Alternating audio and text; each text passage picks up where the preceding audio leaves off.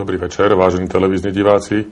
Vítam vás opäť pri stretnutí s Jánom Pravdom a našim ďalším hosťom Robertom Zmierikom, olympijským víťazom z roku 1992 z Barcelony a čerstvým majstrom sveta, halovým majstrom sveta tohtoročným z Paríža. Dobrý večer. Dobrý večer. Ja by som mal hneď, Robert, na teba prvú otázku. My sme ťa už viackrát spomínali v minulých reláciách, že sa dostavíš, ale kvôli rôznym problémom, prípravám a hlavne teda tomu halovému majstrovstvu sveta v Paríži si sa tu nemohol v našej televíznej seansi zúčastniť. Ty si mal po barcelonskom víťazstve hneď na to úraz, ktorý ťa sprevádzal vlastne až do Atlantskej olympiády a sprevádzal ťa aj po nej. Ako to bolo s tým úrazom? O čo tam sa jednalo? Tak jako každý vrcholový sportovec je, bych řekl, tím sportem hodně zatěžován a kolikrát se stane to, že to zdraví už neslouží v takové míře, jakého ten vrcholový sportovec potřebuje.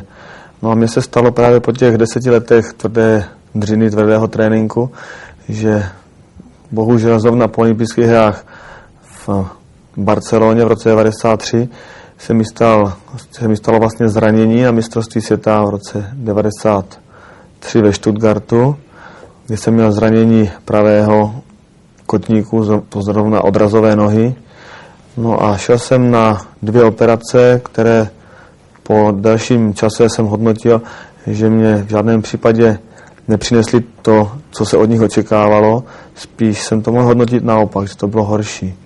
No a dokonce 2 roky jsem se potácel mezi doktorama, kteří pořád nevěděli, co, jak s tím, aby to mohli dát dohromady. A už po těch 2 letech jsem přestal věřit tomu, že by se to mohlo touhle formou dát dohromady. Tak jsem se začal orientovat směrem k léčitelům, protože jsem slyšel to, co se nepodaří doktorům, že se daří léčitelům. Takže jsem navštívil hodně léčitelů. Samozřejmě potkal jsem i takové, kteří si spíš na ty léčitele jenom hráli. No ale měl jsem také to štěstí, že jsem narazil asi na 3 léčitele, o kterých jsem mohl hovořit, že jejich kvalita byla velice vysoká a jejich pomoc byla výrazná hned od první návštěvy. No a od té doby jsem se začal orientovat víceméně k té východní medicíně, to znamená i k té staré čínské medicíně a k tomu vytváření pozitivních energií, s kterými právě pracují tíhle léčitelé.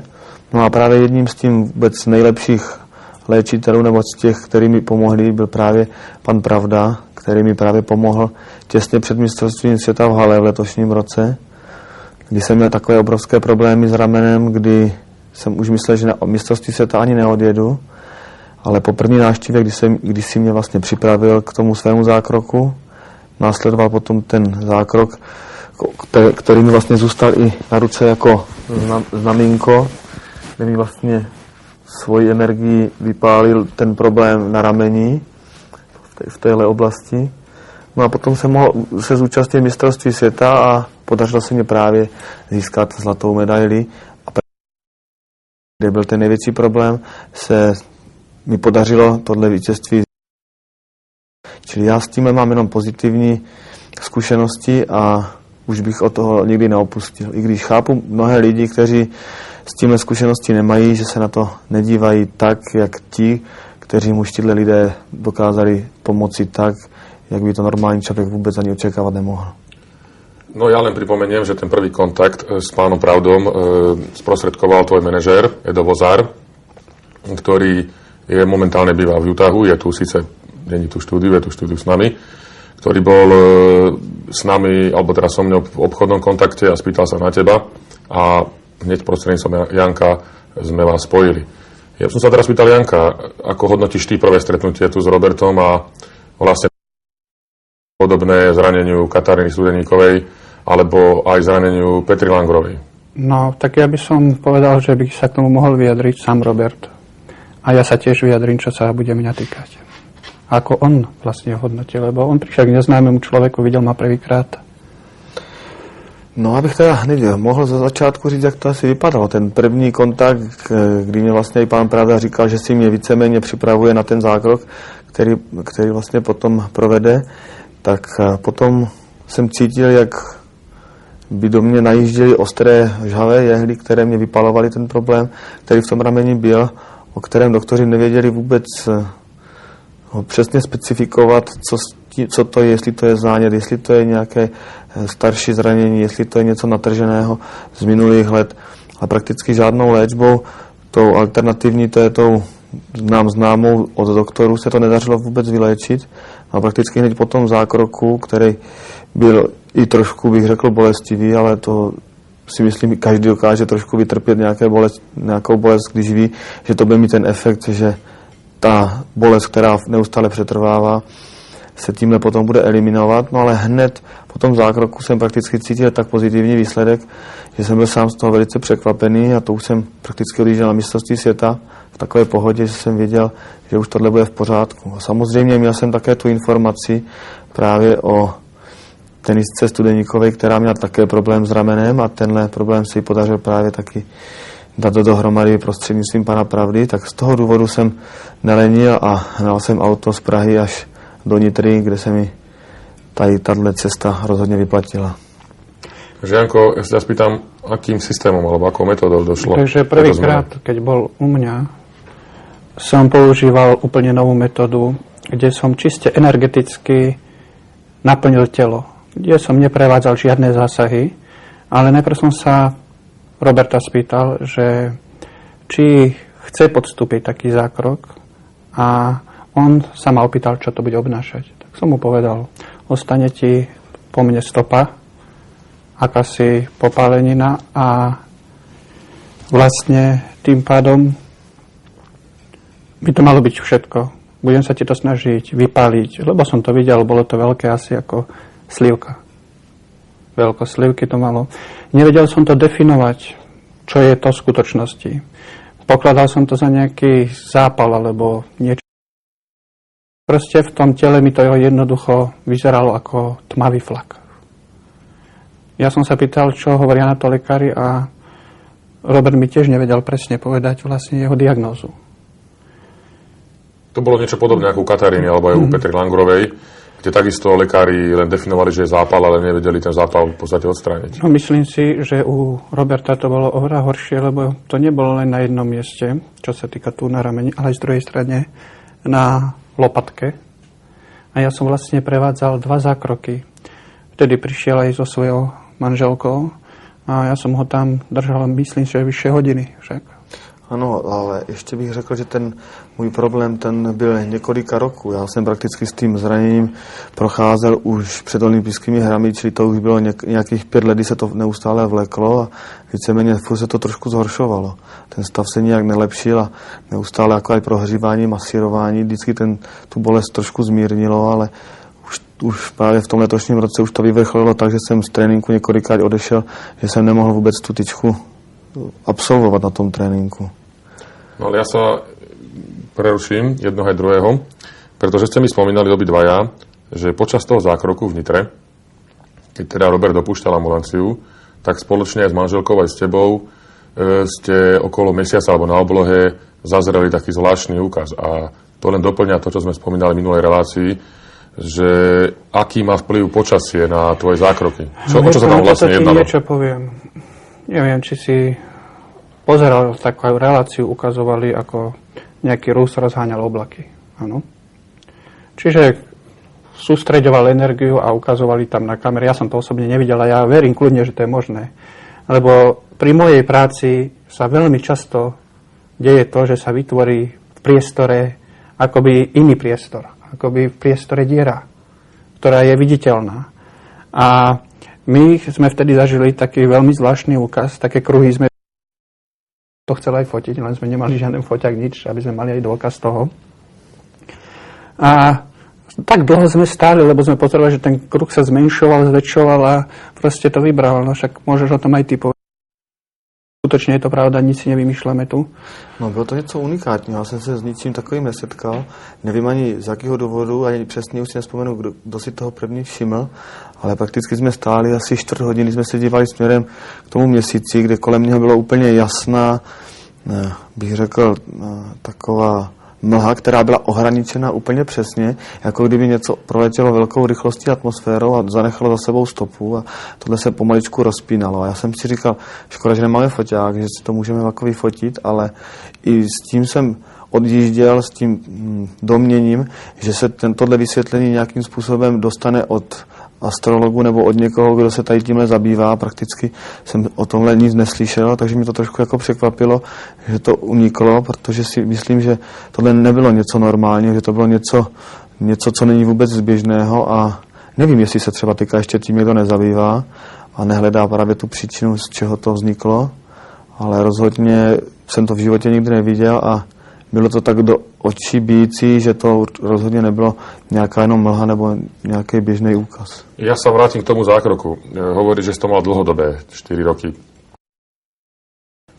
Po akej chvíli po tom zákroku, alebo po akej dobe cítil, že došlo tam k zmene? Já prakticky hned, když jsem odcházel z ordinace, tak jsem zvedl ruku a už jsem mu dosáhl nebo dal do toho rozsahu, do kterého jsem to vždycky potřeboval, bez toho pocitu té bolesti. No a prakticky během 4 dnů jsem odjížděl už na mistrovství světa, kde jsem skákal a prakticky bez nějakého handicapu v té disciplíně ve skoku o tyči jsem absolvoval celou tu soutěž. Čili ta bolest nebo celkový ten stav byl rozhodně eliminován minimálně z 80%. Taková ta menší nebo takový ten nepříjemný pocit samozřejmě v tom rameni jsem jako cítil. Mi zamizil to, abych tu disciplínu vůbec mohl absolvovat. Janko, ale to už není náhoda. Už hovoríme, to už 4. prípad.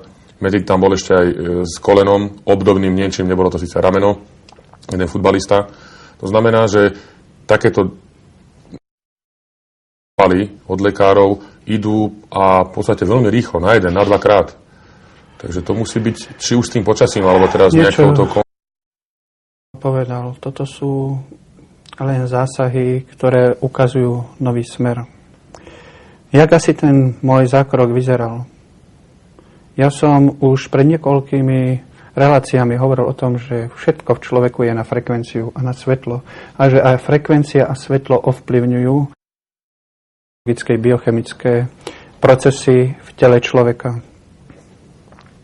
Môj zákrok vyzeral tak, že som tým svetlom cez svoje prístroje, ktoré mám v ambulancii, tí, ktorí ste sledovali našu reláciu, mohli vidieť minulý krát. Ja som tu ten prístroj mal, ktoré sú 2 pyramídy v sebe a v strede je zariadenie, ktoré som dostal od priateľov z Ústavu fyziky. A to zariadenie vlastne spôsobuje to, že lúč svetla sa zužuje ako laser. Pretože ja mám v rukách obrovskú energiu a magnet. Dokážem s tou energiou manipulovať, sústreďovať ju. Ja dokážem vyťahnuť z človeka energetický potenciál a znovu ho vrátiť, pritom ho meniť informáciou. A to je niečo fantastické, tu by sa mali vedci zamysleť.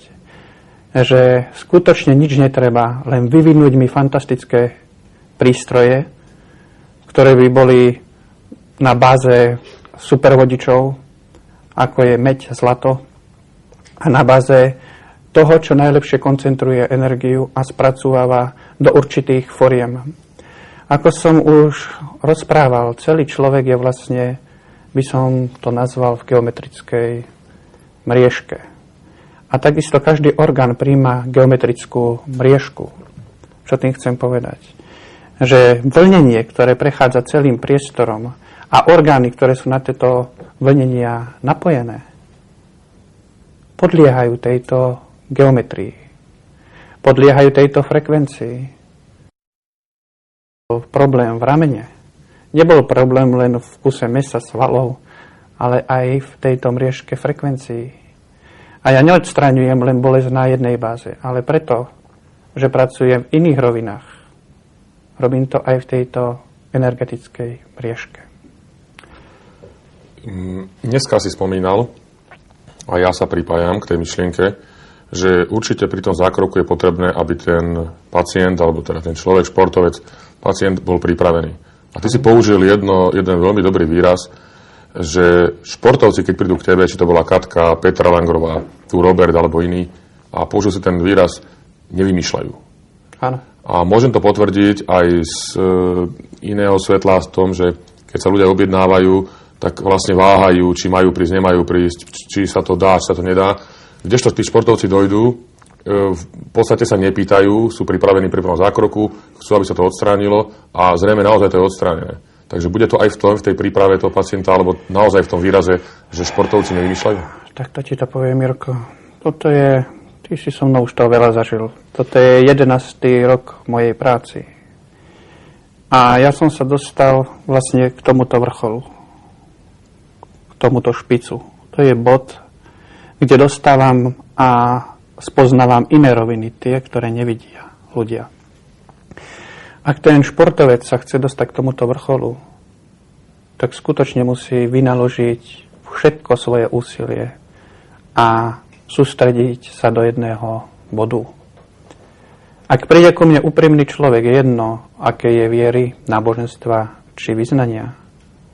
Človek, ktorý chápe prírodné, chemické a energetické zákonitosti, alebo ich ani nechápe, ale im dôveruje, že existuje priestor nejaká energia, tak on nepotrebuje žiadne presviečanie. Jeho logika a zdravý rozum mu napovie, je tu jedna možnosť, vyskúšam ju. My sme sa pred 2 hodinami vrátili spoločne aj s Robertovým manažerom, s pánom Edom Vozárom z Rakúska, z Viedne. Odbehli sme si, Robert po tvrdej príprave, ktorú tu v Bratislave absolvuje, trojfázovú, na blížiace sa majstrovstvá sveta, otvorené majstrovstvá, tak sme boli trošku rehabilitovať. Ale neboli sme rehabilitovať na obyčajnom kúpalisku. Je to niečo, čo sme ani my o tom nevedeli, vieme o tom 2 týždne. Je to City Club vo Viedni, na juhu Viedni, ktorý je vlastne o tvare pyramídy. Je to zhruba výška okolo 25 metrov, základňa myslím si okolo 40. A práve pod touto pyramídou sa nachádza komplex bazénov a takýchto rehabilitačných miestností. Aký máš z toho dojem, ako z toho priestoru, ktorý som videl? No hlavne mám veľmi príjemný dojem z toho, že tam bolo kus prírody. Stromy, palmy, voda. To všetko, čo patrí k životu a k energii. Ale tú stavbu, ktorú si ja by som chcel úplne inak. Len tá mohutnosť a tá sila sústredenia si myslím, že už tam bola cítiť. Robert, čo ty na to hovoríš? Ty ako svetom zbehnutý človek? Tak já, jelikož už trošku vím taky něco o tom projektu, který máte vlastně nějakým způsobem ve své představě a v tom, čeho byste chtěli dosáhnout, tak se k tomu vlastně velice plně připojuji z toho důvodu, protože vím, co to vlastně je pyramida, vím, jakou to má sílu, vím, že to není jen tak zrovna tenhle útvar postavený a taky vím, co rukou právě pana Pravdy tady tyhle malinké pyramidy dokáží. Takže to, o čem hovoříte, nebo že se může podařit ta velká pyramida, té postavení velké pyramidy, že to bude sloužit opravdu k celkovému vylepšení, ať už výsledků pana Pravdy, nebo dalších možností, které budou v tomhle projektu zakomponovány. Svůj smysl z toho důvodu, protože to nese pod určitým, bych to řekl, historickým objektem, kterým pyramida rozhodně je, protože faraoni jenom tak zbytečně si své hrobky neukládali do těchto útvarů, tak si myslím, že v tom je právě kus něčeho, o čem ještě ani lidstvo moc netuší, protože je zatím spoustu záhad. No a myslím si, že u lidí právě, kteří mají v sobě takový potenciál energie, který dokážou směřovat a využít k dobru lidstva a pro člověka, tak si myslím, že by proto měly být dveře plně otevřené a já věřím, že se ten projekt podaří společnými silami, nejenom samozřejmě našimi, ale silami všech, kteří budou chtít k tomu přiložit, jak se říká, k ruku dílu, podaří vytvořit. My sme začali s tvojim zranením po Barcelone a to bol kotník, teda členok. Ale hovorili sme teraz naposledy o tvojom ramene. Ale vrátim sa znovu k tomu členku, lebo dneska pred odchodom do tej Viedni sa ti Janko znovu na to pozrel a znovu došlo k tomu, že teda nepoužíval žiadne nejaké jely, ale cítil si veľkú bolesť, keby ťa bolo niekto do toho svira opichal. A Janko mi spomínal teda, že naozaj aj on cítil, že teda niečo s tou nohou sa deje, že niečo ti s ňou spravil. Môžeš nám to opísať, čo sa to vlastne dialo dneska na tom hoteli? Tak jelikož ten kotník prošel tak strašně náročnou operací, která navíc ještě víceméně se nepodařila, tak tam ty stopy po té operaci zůstaly a už jsem dokonce i ve Spojených státech byl, kde se mi k tomu jako nevyjádřili v žádném případě moc kladně a říkali, že už těžko do toho po takové dlouhé době zasahovat. A víceméně cítím, že jsem ještě trošku handicapován právě při těch skokanských disciplínách právě tady tím pravým kotníkem a ty bolesti, nebo taková ta nepříjemná bolest se v tom při náročném tréninku objevuje. A právě po dnešním tréninku, když jsem skákal na tréninku do dálky, se samozřejmě ten kotník zase trošku ozval a využil jsem hned té možnosti, že pan Pravda se mi na to podíval, nebo že se mi tomu věnoval. No a právě to je to, o čem jsem hovořil, že pracoval s těmi pyramidami a já jsem cítil prakticky, jak kdyby mě někdo navrtával rozhavenou jehlu přímo do toho kotníku, skrz na skrz. Byla to obrovská, bych řekl, až bolest, už jsem chvíli myslel, že už to ani nevydržím, ale nakonec jsem to vydržel, protože jsem věřil, že prostě tahle bolest vede k tomu, aby eliminovala ten problém. Prakticky jsem se z toho celý spotil, úplně jsem to cítil, že jsem se úplně orosil, ale mohu říct, že zase po chvilce jsem najednou cítil tu pravou nohu, jak kdyby byla zdravější než ta právě levá. Jsem si řekl, že bych tam hned nastrčil tu druhou nohu, ale samozřejmě všechno chci. A já si myslím, že ono je taky dobré to, že u těch sportovců, protože takový výsledek, k tomu bych se chtěl taky vrátit, protože ten sportovec má v sobě obrovský kus toho, čeho chce dosáhnout. Dokáže pracovat s tím vlastním podvědomím, s těmi myšlenkami zdaleka intenzivněji než normální člověk. Proto ten výsledek u sportovců může být zdaleka evidentnější, rychlejší než u normálního člověka, který tomu postupně třeba začíná věřit tomu zákroku. A to je právě to, co potřebuje, si myslím, i ten léčitel, který právě pracuje na téhle vyšší bázi, která vede už z toho podvědomí s tím, že člověk dokáže tady tu energii vůbec přijmout, aby ji vlastně zpracoval pro ten svůj organismus nebo pro ten orgán, který je zrovna zaměřen co nejefektivněji. Nevím, jestli se to takhle, nebo jestli to správně chápu, ale takhle jsem z toho vždycky vycházel. A to, co ještě říkal pan Pravda, můžu potvrdit dalším zákrokem jednoho léčitele zase od nás z Čech, kdy 2,5 roku jsem měl problémy s okosticemi. Jak se říká, je to taková dětská nemoc, ale prakticky se to projevuje po velké zátěži, po změně neustálého povrchu. No a mě prakticky po té pauze, když jsem se vracel zpátky v té velké zátěži, tahle bolest pronásledovala hrozně dlouho. No a jeden léčitel mě, bych řekl, až odblokoval tady tenhle problém, kdy ten problém řešil 30 cm vedle nohy, kdy mě tvrdil, že je tam porušené biopole a že vlastně jenom stačí nahodit do té pozitivního nebo do té správné energetického toku. No a prakticky mohu říct, že po všech zase běhání po doktorech s okosticemi mi nebyl žádný efekt. Mohu říct, že po 2 schůzkách s tímhle léčitelem jsem se dostal do stavu, že teďka nevím už, co ta okostice, ta nepříjemná bolest je. Ja by som k tomu niečo povedal. Až si spomínate, ja som hovoril, že existuje energetická mriežka. Hovoril si 30 cm od tela, ale ja som riešil kilometre vzdialených. Jak je toto možné? Tu neexistuje podľa mňa pravidlo také, alebo inaké, aké ľudský mozog dáva. Toto je niečo, čo ide vývojom. Na čo si ešte nedajú odpoveď ani liečitelia, ani vedci. Ale veľmi pozitívne hodnotím to, že tá vojenská akadémia v Liptovskom Mikuláše vďaka pánovi plukovníkovi Exnerovi sa začala seriózne zaoberať mojou prácou. Navštívili moju ambulanciu a pozorovali pri práci to, čo sa vlastne deje a čo je opticky vidieť.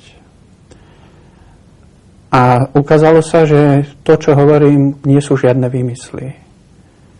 Svetla rôznych bariev, modrá, zelená, žltá, točivé, zahmlievanie v priestore, zvyšovanie frekvencie, pískanie v ušiach a akési prechody tieňov, objavenie sa ruky, hlavy, len v takej polotme. Ale nie vždy a nie každý je to schopný registrovať. To znamená, že tento rozmer je veľmi ťažko zmerateľný prístrojmi, je veľmi ťažko definovateľný ale hrozne pomáha, ak sa naň človek naladí. A ten zákrok to není čiste moja zásluha a absolútne si nemyslím, že by som to sám dokázal. Ale chcem poďakovať tej sile, ktorá to dovolila. Čo je vlastne viera? Prečo ten športovec dosiahne u mňa tak rýchly výsledok? Lebo viera je spojená s vôľou. Teraz sú papieroví veriaci, ale keby boli úprimnej a hlbokej o svojej duši, tak by tú svoju vieru inak brali.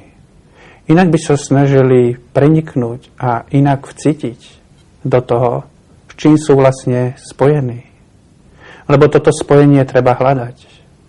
To nie je také jednoduché, že sa to naprogramuje, alebo že niekto povie, no tak tu máš, táto noha je zlá, oprav ju. Nie, tak toto vôbec není.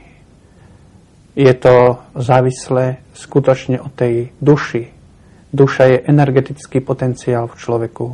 Od skromnosti toho športovca, ja by som povedal, že strašne veľa robí skromnosť, a zároveň musí byť skromný aj ten liečiteľ a nenamýšľať si o sebe, že on už všetko zmôže a že je lepší ako lekári a tak ďalej. Lebo u mňa bolo veľa športovcov, ktorým som ja pomôcť nevedel a pomohli im lekári, kde sa museli vybrať menisky a podobné veci. Tak nechcel by som z takéhoto uhlu pohľadu na to pozerať, že všetko zmôžu zase liečiteľia. Ja si myslím, že by malo dojsť k akejsi symbióze a rozumnej dohode a každý svojou snahou prispieť, pomôcť tomu športovcovi alebo zranenému či chorému trpiacemu človeku. Ja sa ešte v krátkosti vrátim k tomu dneskajšiemu zákroku na ten členok, pretože sa relácia, už naša debata blíži ku koncu. Pomáhajú ti teraz tieto tvoje prístroje, ktoré tu postupne aj ukazujeme. Každú reláciu vlastne skoro niečo nové v tej práci, pretože tí ľudia naozaj prežívajú niečo, čo tu aj Robert opisuje a není sám, není jediný. Či to boli aj tí športovci predtým, alebo aj pacienti. Dochádza naozaj k úkazom, že vidia farby, vidia rôzne úkazy, či už okolo teba, alebo v tej miestnosti, ale začalo to dosť teraz gradovať v poslednom období, pol roka, 3/4 roka. Nie, že by predtým takéto veci neboli, ale neboli v takom množstve, ako sú teraz. Čiže pomáhajú tieto malé pyramidky medené, alebo tie krúžky, ktoré máš, alebo tieto paraboly, tie kryštály k tomu, aby toto ľudia videli a pociťovali tak intenzívne, ako treba dneska, Robert. Vráťme sa k textom starých pyramíd. Vráťme sa k podstate a začníme podrobne skúmať minulosť. Zlato, meď, bajná Atlantída, všetky energetické zariadenia so supervodičov, kryštály využívané v praxi. Nič nové, všetko staré, ale ľuďmi zabudnuté. Chcem to tu obnoviť. Chcem, aby sa človek vrátil k prírode. Pravda, že mi pomáhajú. 98% meď dokáže obrovskou silou koncentrovať energiu. Ja potrebujem len dostrediť energiu k sebe. Ja ju už tak, aby som sa čo najmenej namáhal, lebo som pod obrovskou záťažou. A tieto prístroje mi veľmi pomáhajú. A v budúcnosti mi určite ešte pomáhať budú. Chcel by som poďakovať firme Zlatokov Trenčín, ktorí mi teraz práve pripravujú jedno zariadenie, ktoré bude z čistého zlata, ktoré bude slúžiť na absolútne dostredenie koncentrácie človeka. Lebo strašne závisí to, aby človek spočinul s energiou. Ak to človek nedokáže, tie vlnenie síce prechádzajú cez neho, ale on ich necíti.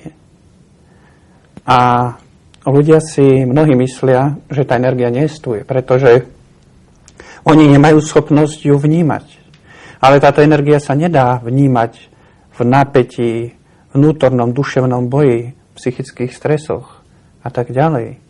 Ako si mi ty raz povedal, ten človek sa nemôže vyliečiť, že príde jedenkrát ku mne.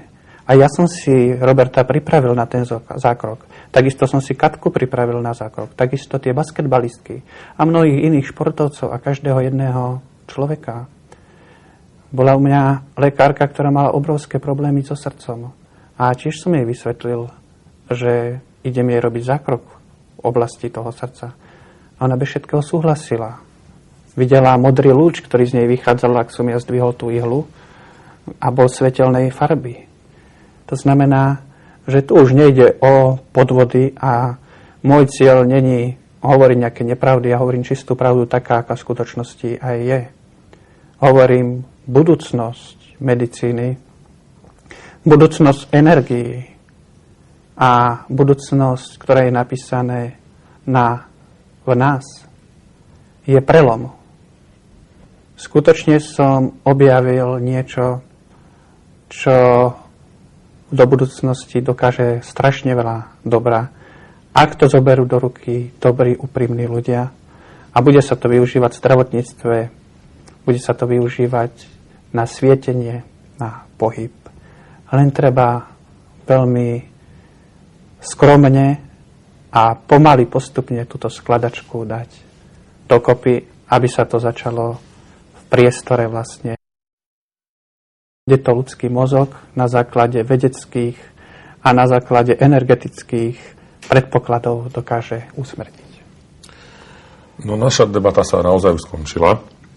Ja by som len chcel poprosiť tých ľudí, ktorí majú prístup k takýmto kovom, alebo ku kryštálom, alebo k sklu, k brúseniu, alebo k svetelným káblom. Vlastne v podstate k týmto všetkým novým technológiám, ktoré sú, pretože Janko tu, môžem povedať naozaj teraz, doslovne z posledný rok robí výskum a prechádza z týchto materiálov, zakotvil pri zlate, pri tých drahších kovoch, pri tých čistých kovoch, ktoré naozaj tým ľuďom pomáhajú a tu, ako spomínal Robert, naozaj sú pri nich výsledky a sú tie výsledky také, že ten človek aj pociťuje. Takže ak máte možnosť a máte chuť pomôcť mu, kľudne ho navštívte v ambulancii, on vám povie, čo potrebuje a budeme veľmi radi, keď nám v takýchto pomôckach budete môcť pomôcť. Robert, rozlúčime sa aj s tebou, myslím, že nie na dlho. 5. 6. augusta ťa uvidíme na obrazovkách v Aténach, priamo. Teraz už majstra sveta otvorených, teda týchto atletických majstrovstiev sveta. Prajeme ti teda ešte dobrú prípravu, si na to dobre pripravil. Mnohí možno nevedia, ale ty si vlastne na poli Slovák. Ty máš manželku zo Slovenska. Meno, povedz, ty, neho neskomolím. Je to vlastně Andrea Solárová. Z toho důvodu právě také jsem v Bratislavě, protože pochází z Bratislavy. Má tady Takisto športovkyňa. A samozřejmě byla nejlepší běžkyní na 15 a na 3 kilometry na Slovensku i v Čechách, ale teďka vlastně po svatbě, která byla před 8 měsíci, teďka čekáme přírůstek do rodiny, takže to bude další radostná událost, která by měla přijít asi 14 dnů po mistrovství světa. Takže v auguste budeš mať perný program. Dúfam, že šťastný jeden aj druhý. Tak sa pripájame ešte raz, obidvaja, teda ja za seba, aby to dopadlo veľmi dobre. A aby sa tieto majstrovstvá sveta vlastne stali odrazovým mostíkom pre teba, pre taký vrchol tvojej kariére, si myslím. A to budú tie austrálske olympijské hry, kde by si zopakoval niečo podobné ako v tej Barcelone.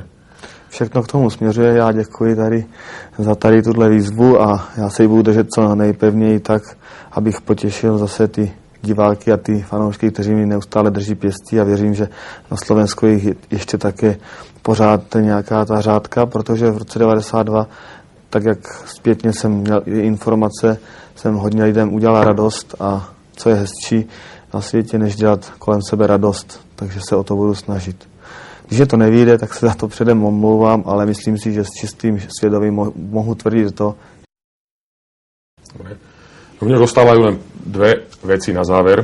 Prvá je, nie len tu našich západných susedov postihli povodne, ale postihli aj Slovenskú republiku a boli sme požiadaní, aby sme teda vyzvali naozaj tí, ktorí majú na to, aby mohli pomôcť rôznou formou. Aj pred našou reláciou bežala tá výzva, aby sa naozaj humánne zachovali voči týmto ľuďom, pretože takáto relácia, ktorú teraz Janko je vlastne humánna, pomáha ľuďom v inom smere a tí ľudia, ktorí v týchto oblastiach boli zatopení, určite tú pomoc potrebujú každú, či finančnú alebo materiálnu. A posledná vec je, sa týka tu Jankovej ambulancie. Ja by som len v krátkosti, dosť nedorozumení vzniká pri tých objednávkach k nemu na tú privátnu prax k nemu do tej ambulancie. Ja vás len chcem poprosiť, nie je možné, aby vybavil za deň neviem koľko desiatok ľudí, takže vás poprosím naozaj, aby tam prichádzali len tí, ktorí sú objednaní, ale aj tí, ktorí sú objednaní, aby tam prišli, pretože pokiaľ neprídu, berú miesto tým, ktorí sú neúspokojení. Takže to je z mojej strany všetko. Nenechajte sa teraz ničím rušiť, o chvíľočku začne vaša seansa.